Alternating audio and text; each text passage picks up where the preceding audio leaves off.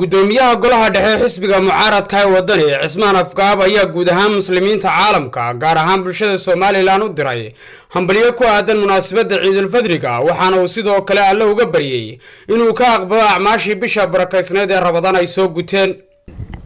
waa mahadsantihiin waana dhowahay dhammaan waxaan u hambalyeeyaa ummadaha islaamka meel kastoo ay joogaan gaar ahaan dadka Soomaaliyeed خاصة في Somaliland وحنا لا كل عام وأنتم بخير الإلهي سبحانه وتعالى رمضان تدا بش يبرواقه نوجارسيو عثمان والله اللي يحرنته ورقبة كساب تي في دالك شرملكا أي سيدو كلاب بالشدة اللي وجبري إنه كبد باديو عذر كسف مرينكا كورونا فيروس وجودهان سامي عالمك نبت شرته يو حنونا الشرنا الإلهي سبحانه وتعالى هاي نجا كرقاضو inta isma ilaahay weydiisana waxaan si gaar ah iyagana u salaamayaa ehelkayga meelaha kala badan oo adduunka ku kala daadsan ayaan iyagana si gaar ah u salaamayaa waxaan kale oo salaamayaa dadkii aan maanta wada tukanay reer Somaliland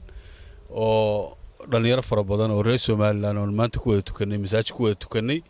iyadoo xaalad adag oo la kala fogaanayo oo afka la kala xiranayo oo nin waliba kiishkiisa sito lagu jiro